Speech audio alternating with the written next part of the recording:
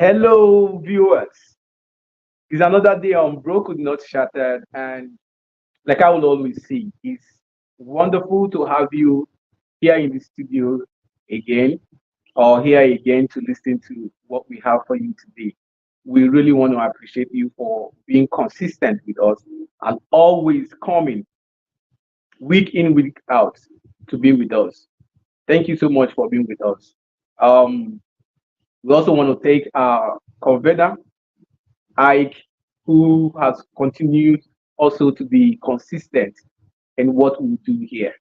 Now, having said that, today is a wonderful day again, and we'll have a very special person in the house. I wouldn't want to waste time going through introduction and preambles.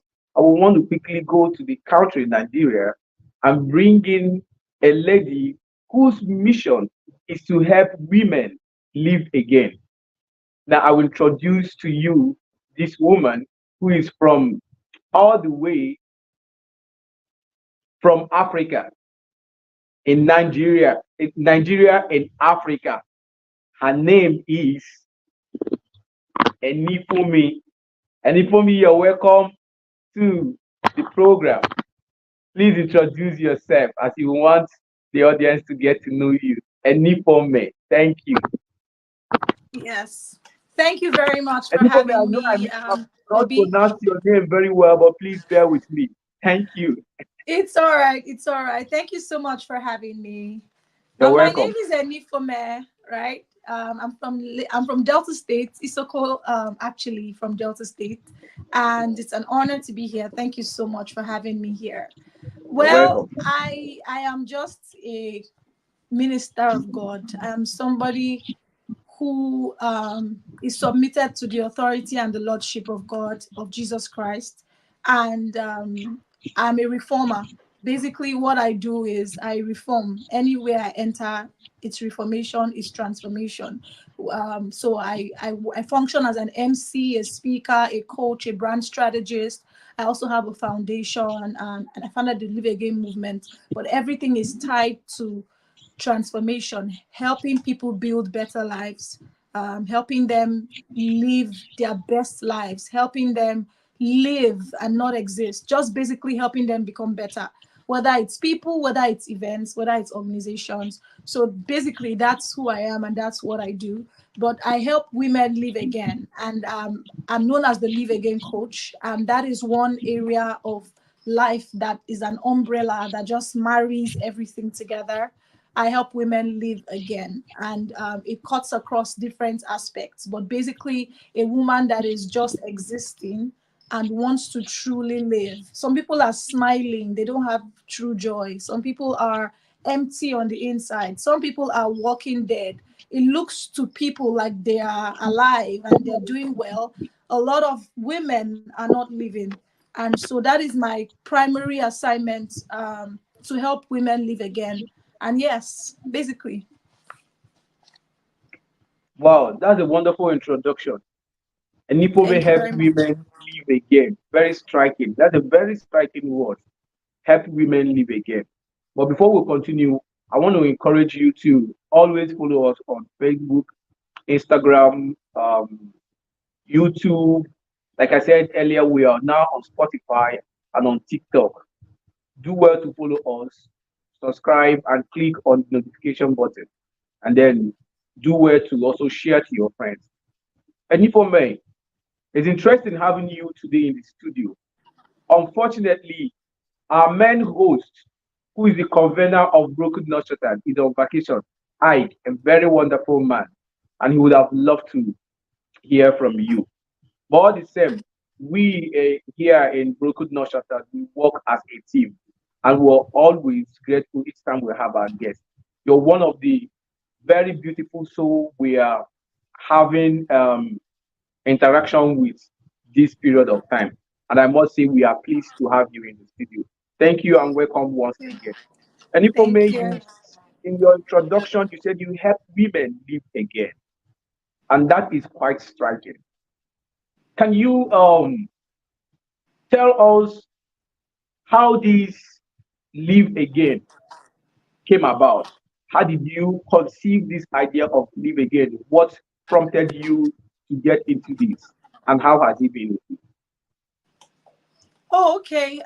Well, I I found myself in a very messy situation. I found myself in a, I call it the belly of the fish. That's what I call it, because the belly of the fish situation is a situation where only God can help you come out of it. Only God. So I found myself in a messy situation in the belly of the fish, and I cried out to God for help because I realized that I contributed to what was happening to me. So I went through abuse, and at some point, I began to remember the warning signs that God gave me. I began to remember how the devil found entrance and how the devil played his game. Really, it was a game that the devil played. But I gave the devil the permission or the opportunity to be able to play that game. So by the time I realized that, it was a very big mistake, because I had begun to see the effects of my actions and my choice, right? I began to call on God to say, Lord, you need to help me. This is not the way I intend to live my life. There has to be more to me. This is not it. This is not what living, because I was existing. I was just a walking dead, going to work. You would see me on the outside and think I have everything, because at that time I was in a very, very palatable job, the kind of job that people will look at and say, God, when? Right? I had a driver at my disposal. I had people calling me ma all over the place. It was a, in the eyes of the world, oh wow, this person is living her best life. But I was dying. I remember locking my office and I would just cry uncontrollably and repeatedly.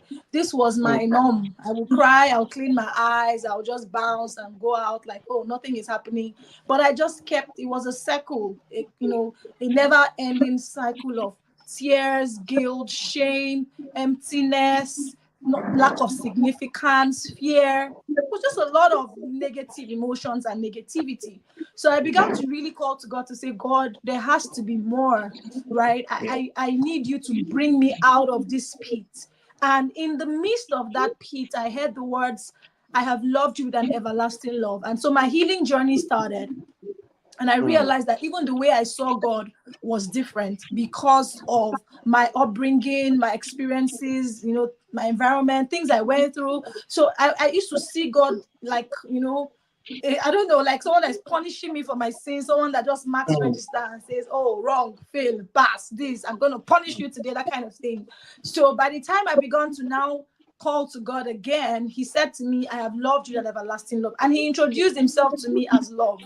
So I began to understand what true love really was. Not the ones we see in Mills and Boone, not the ones we see on social media, not the ones that we see people exhibit, but there is a love that is deep, wide, very, strong, unconditional. And then he began to tell me that he has loved me. It wasn't about now, it wasn't about before, it wasn't about nothing, it was just about him. He loves me, period. And so that began a healing journey for me. And then, of course, intimacy with God, because you think you know God, but God draws you into himself. I've always been a church girl, Christian girl, but when this became it became a more intimate relationship. It became a very deep relationship of really knowing God as Father, not just mm, as God, but as mm, Father. And so he mm, began to heal me. And then we used to have, when sometimes you think you have options. In fact, you mm. actually have options. And then you now realize that God is your only option, because you actually Yeah. have planned your life and realize that everything you planned has come to naught. And then you now look at it and say, wow, indeed, God is my only option and God loves me. Mm, So I took God mm, so seriously that I made him my everything. I made him my source. I made him everything. There was nothing that could take the chance. mm.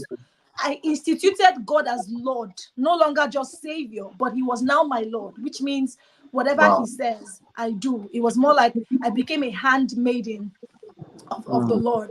So in that one of the moments we were having like an intimate relationship and encounter, I heard the words live again. And mm, when I heard those words, I'd never heard those words before, ever. When I heard the mm, words live again, I began to really check and say, okay, what is live again? What is this? And the more I pressed in to gain clarity, I realized that God was just showing me to myself that I'm a woman that is living again. I had been knocked Mm. down and now I'm living again. And he wanted me to go help others that are down to come back up. Wow. And that's Wow. how the journey to helping women live again started. Wow. This is mind blowing. There were a lot you said in this little time, and also a lot to take away from what you just said. Now, it was via your experience, right, that you were able to catch that vision of what you're doing now, right? Sorry, I didn't It get the was what you question. went through that introduced you to what you're doing now. Exactly, Yeah. exactly, exactly, So exactly. I went so from so broken, abused, good. and distressed to helping Mm, broken, abused, and distressed women. mm. So Yeah, can we now say that sometimes God allows us to go through that just to give us a message? absolutely. Now, Wow. God doesn't cause it. God is not the one that causes it, but He allows it because pain usually births purpose, right? So that's why He allows it. But God doesn't inflict it on us. He doesn't. He's not the one that is, But when it happens, He allows it because He knows that it would lead us to purpose. Okay, that's fine. I love that. Then I will get back to this maybe towards the end. Now, I want to ask, in what you do, can you share with us what has been some of the milestones, the achievements so far in this Live Again for women? Okay, so when you just do, I always tell people that God works with seed. Seed. Everything that is big started small. So for me, just from hearing Live Again, and then now, so we have the Live Again. We had the Live Again Summit. We have the Live Again Shelter. Um, so far, we've helped over 2,000 women live again, and this is across Mm, events, community, shelter, um, academy, coaching, counseling, support, guidance, empowerment financially. So we've helped over 2,000 women live again. One of the greatest milestones that we've achieved is basically the Live Again shelter and the Live Again outreach. We just finished the Live Again outreach. We helped over 500 women live again. We gave them free medical care, free makeovers, free photo shoots, free career coaching and counsel. Everything was free. They had clothes. They really just shopped for free and they did their photo shoots right there. We wanted to really help them see the possibility of living again. So we brought speakers, we brought the members of the Lagos State Domestic and Sexual Violence Agency. They were there on ground. And it was just a really holistic healing outreach that helped women live again on all fronts. And they got a lot of things: books, free jewelry. There was just a lot of gifts. And of course, we fed them. And then we empowered over 20 of those women with financial grants to start afresh so in their business. So, yeah, those so are are the there really ways two are milestones. there ways to measure these these your milestones, or these women that you bring together? Are there ways to measure their improvement and stay Of in touch course. with them and monitor? Do Of you have course, so such we strategy? have a community. Now, I'm a coach, so I'm very big on transformation. I don't like to do things Okay. that are peripheral and don't have a lasting effect or sustainability or something that doesn't go deep inside, because nothing happens outside until it happens inside. So for me, Mm, I've been very particular about the transformation of these women, the sustenance okay. of their live again journeys. So we have a Mm, community. What we did was that we put everyone that came to the outreach in a community. And okay. we've been feeding them, they've been learning. We have a knowledge curriculum where we teach them and we make them see that without growth, you cannot live again. So we are very particular about growth: spiritual growth, emotional growth, mental growth, physical growth, and financial growth. Right. So that's what we do. We just concluded a business training for the grant beneficiaries and some of the members of the community. And every day, every week, we have different activities, and every day has its own activity. And we ensure that they are Mm, following it. So we've had people that have registered for skill acquisition. We've partnered with different people that do fashion design based on the needs of the women in the community. Oh, I want to learn fashion design. I want to learn events. We've partnered with quite a number of people. Many of those women have been enrolled in fashion design courses, makeup courses, soft furnishing, tech-based programs, entrepreneurship, Wow. and we Wow. are even discipling those that came out, because we had an altar call on the day of the outreach. Some people came out to rededicate their lives to Christ, and some people came out to give their lives to Christ. We have a discipleship going on for them. So everybody is being monitored, and we're evaluating everyone, ensuring that they are growing on their journeys. And it's really an ongoing process. Like they say, the reward for great work is more work. So it really brought More forth work. a lot of more work to do, and we're doing it. Yeah. Well, just in the net on a lighter note, um, I believe you're doing a lot that you don't need to hit the gym. It's a lot to keep you in fit, and I see it. So we're gonna go on a very quick break, and once we return, I would Thank you very love to get much. to I hear was from trying to you. unmute. Thank you. Yes. So we'll go on a very quick break. Then when we return, I will ask you about the challenges and all that.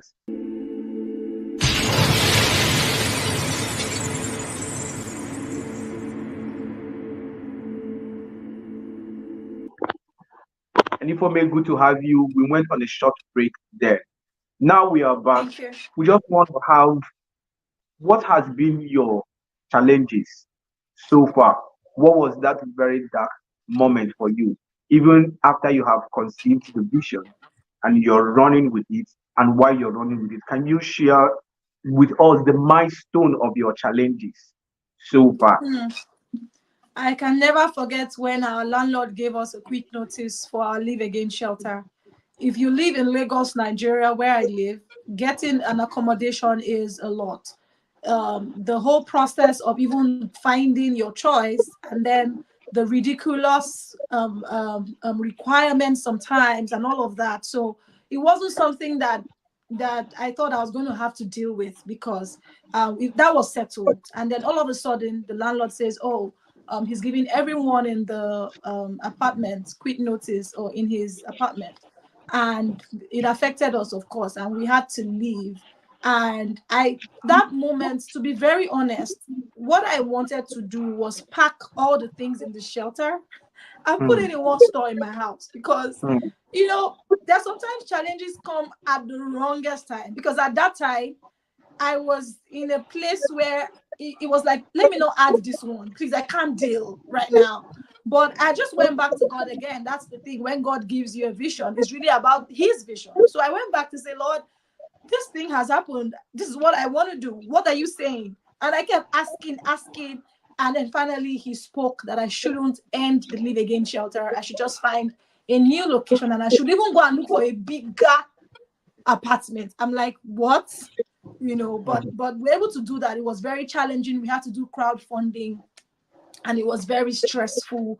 We finally were able to get a place, but it was a better place, a bigger place. And so it was more of a case of disappointment that turned into a blessing, because now we can accommodate more women. And it really was a challenge at that time, but one that we're grateful for. So that's the one I really can remember. It's been very difficult funding our projects, because some people can congratulate you and tell you well done, and people can insult people that are going through abuse for so long. When Osinachi died, everybody became a motivational speaker.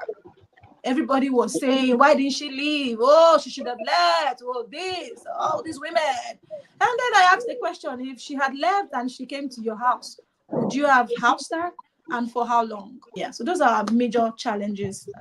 Now, what will be your advice to one who is facing abuse as a woman? Okay, fabulous. If you're listening and you're going through abuse, or you know anyone going through abuse, one of the things that you need to know when going through abuse is that you're not hopeless. It's not a hopeless situation, because when people are going through abuse, what I've come to understand is that there is this hopelessness, like, oh, there is no hope.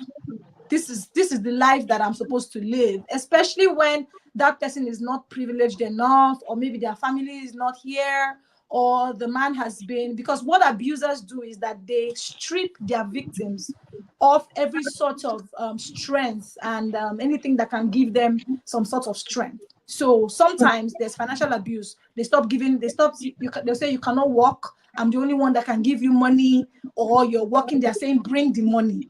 The essence is control, just to ensure that you are a prisoner, you are in bondage. So whether yours is financial, whether yours is physical abuse, domestic violence, you are not hopeless. You are not hopeless. It's very important, because some people feel like there is nothing I can do about this. Once you feel like there is nothing that can change, then you will settle for the abuse and you will settle for less. So for me, I would say there is no hopelessness. There is hope, especially if you're a child of God. The Bible says Christ in you is the hope of glory. So that's the first thing I would say if you are in that situation. The second thing is that you should reach out for help. When I was being abused, there were no people that were talking about abuse like now. I'm talking almost 10 years ago, right? And yeah, there were people who were always shy, and nobody wants to come out and say anything, and they'll tag you, they'll label you, they'll stigmatize you. So it was a case of, oh, you're just going through this thing. But I was very lucky to reach out to someone who referred me to the Ministry of Women Affairs and Poverty Alleviation, WAPA, in Alausa, Lagos, Nigeria. And I went in there and I complained. At some point, they were not even, when these people call these men or these abusers, they can only do what they can do. Sometimes in fact, a lot of times it's still up to the woman or the person being abused to decide. We've had cases of people that you will help, they will still go back. You get what I mean? They will even insult you and block you and tell you, get out, you want me to leave my marriage, you are wicked, you are this, and then turn it upside down on you, and you'll be wondering, wow. So for what they did was that they invited the abuser, and they made him sign an undertaking and everything, which he felt was an abuse to himself, like my ego and everything. And of course, that was when he increased the abuse more and began to even do more than he was doing before. But I got to a point where I told myself that no, I deserve better than this, and I'm not going to settle for this. And so at that point, I began to look inwards. So I'll advise the person listening to me. Number one, there is no hopelessness. Number two, reach out for help. Currently, there are a lot of people that are advocating for abuse and helping abused women. Live Again Foundation is one of them. You can reach out on Instagram, on anywhere, at Lamb Tribe on Instagram, or at Live Again Foundation. We help abused women on a daily. In fact, last night I was chatting with a lady who is in that situation right now, and she's pregnant. So we do it every day. So the third thing you need to do is, okay, the first thing is there is no hopelessness. The second thing is reach out to the right authorities for help. And this might be spiritual authority, it can be government authority, it can be, but reach out to the authorities or the people that do these things, right? The third thing is to look inward and ask yourself, what do I really want? Because a lot of times it's our desires that keep us stuck in toxic situations. You have a desire to be a missus, for example, a desire to be seen in a certain way. That's really what is tying you, because at the end of the day, you can actually live. You can. But when you think of, this person, where will I start from? It's still tied to your desires. You have a certain way you want your life to be. So you're wondering, how will I leave all of this and go and start and all of that? You can start over, but you have to know what you want. So ask yourself, what do I really, really want? Is this what I really, really, really want? And then the fourth thing is to really ask yourself, what do I have in my hands? Look at your talents, your skills. Many of these women are not financially empowered, like I said, because the abusers strip them of their income. So look at yourself. What do I have? For me, I lost my job. That job I told you about at the beginning, I lost it. So I didn't have a job again. You know what I did? I asked myself, what do I have in my hand? I've always been an MC part-time, but I've never done it full-time. I've always done 9 to 5. So I said, okay, now that there's no job, let me go and face MC full-time. And I did it. And from there, I started building my brand, from emceeing to speaking and getting paid to speak. And then from there to coaching, and from there to therapy. And it just keeps going on and on, because the more you develop yourself, the more you become. So look at yourself. What do I have in my hand? What do you love to do? What are your passions? What do you know how to do like right now? Start doing it. Go to your church, volunteer, help. Say, oh, I can do this. Post on your status. Tell everybody, I can do this. I know how to make hair. I know. Before you know what is happening, you will grow. And as you grow, you'll be able to sustain your live again journey, and you'll be able to earn from your skills and your talents. So those, I will stop there for now. Those ones, if Yeah. you're able to do those ones, I have a book, 12-step guide to living again, for anybody who wants to follow the step-by-step process. Everything is detailed there. If you use that book, it's a guide. You would live again. But I'm going to stop there for now with these points. Yeah, because of time. Wow. Like I said earlier, this is mind blowing. You have a lot to tell us. I wish we have more than 30 minutes. But what is going to happen now is that we're going to go on a 30 seconds break. And when we come back, you're just going to quickly give us your last thought. Just tell the audience how they can see you and how to reach out to you. A 30 seconds break. Stay with us.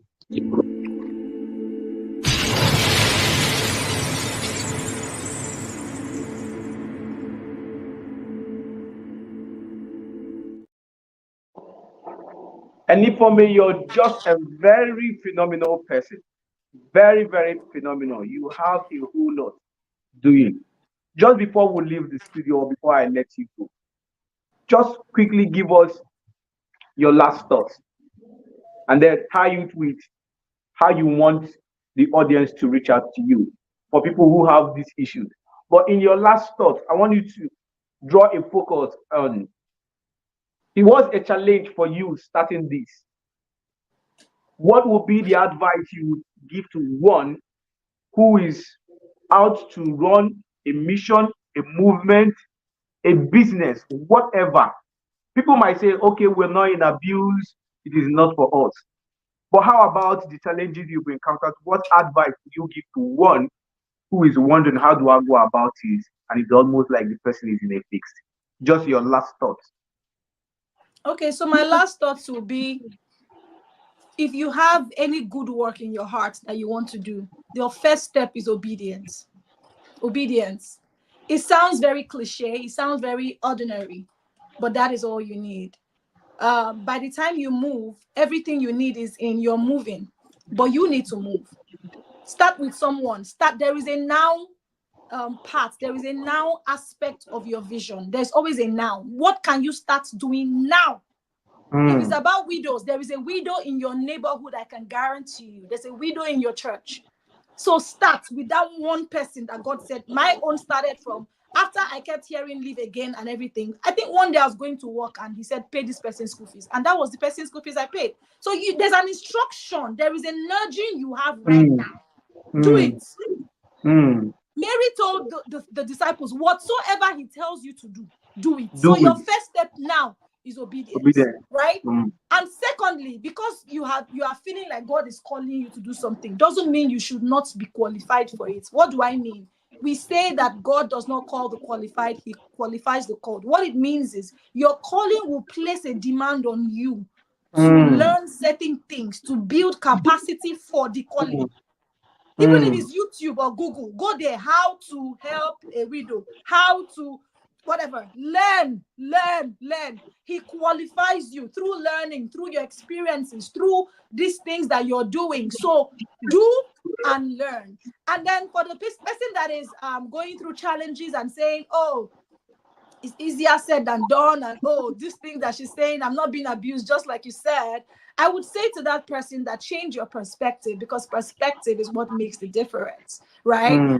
If you keep looking at that problem as a problem, you will not be able to come around it, right? That problem is an opportunity. Actually, it is actually an opportunity. It's calling you to a bigger person, a stronger person. So stop running away from challenges. They make you better. They make you bigger.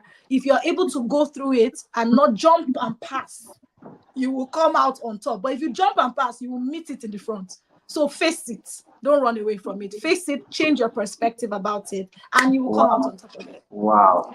Yeah, and how to reach me. Let me not forget that. How to reach me. You can find me on LinkedIn at Enifome Ogbini or on Instagram at Enifome Speaks. I'm also on YouTube, Enifome Speaks, but basically Instagram, LinkedIn, and YouTube. You can find me Enifome Speaks on both Instagram and YouTube, and then Enifome Ogbini. That's how you can Okay. reach me. But when it comes to Enifome abuse speaks. and abuse related issues, just DM Live Again Foundation. We have a helpline. You can even get immediate response just in case I'm busy or I'm at an engagement or something. Send a message to Live Again Foundation. Wow. Thank you so much. So you can reach you at Enifome Speaks on LinkedIn and on Instagram. And then on Live Again for people who are Yes, facing Foundation. abuse on your quick line. Yes. Wow. Yes. Enifome, this is a very interesting moment. We will really, really enjoy our time with you. We will Thank want to plead you. with you to keep your doors open and, be ready to give us that hand whenever we reach out to you again. We'll have more people who Absolutely. would want to get to know you better and hear more about you. And Ifome, thank you for coming. We really appreciate you. Thank you so much. Thank you. Thanks for having me. You're welcome. Yes, it's been wonderful talking with Ifome. She's doing phenomenal. And I want to also thank you for staying with us to this moment and listening to us. We want to say a very big, big thank you to all of you. And we want to plead with you. Do not forget to subscribe, share, and click on the notification button.